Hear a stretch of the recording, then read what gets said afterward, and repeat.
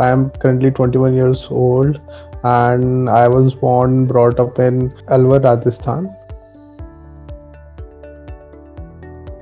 I was passionate about computer since my schooling days only. Always wanted to become a software engineer. That's why I also chose the branch computer science. I saw one article about someone from Masai school getting placed in good company. So I just googled their name and visited their website and read about them, how they function and how they operate. So I kind of liked their model. So I just thought of giving it a chance at least. After graduation, I was able to beg one offer from the college placement into one service company, but I was not kind of satisfied with that offer because I knew that I could do much better, but I was not able to get the particular guidance and was not able to focus into any field particularly so that I could get into any good companies. So in college, what was missing was like most of the part. We used to learn the things that are required in the industry, but we generally have never implemented it. So that makes a very big difference. Because if you don't apply anything in coding, then it generally you are not getting mastered over it. But in Masai, generally what happened was every topic we used to learn, even if we learn it very briefly, but we used to do a thorough hands-on exercise over it. So it that was a really different experience overall.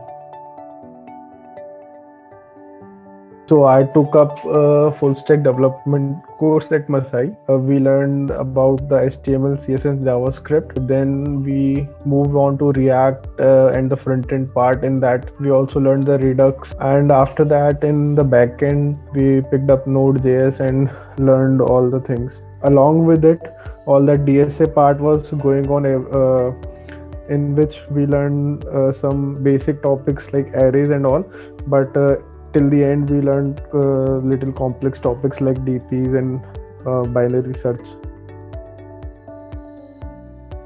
In the start, the 996 training was kind of little hectic because I was not very used to of working that much in regular interval. After completing the course, it becomes kind of a habit of doing that regularly.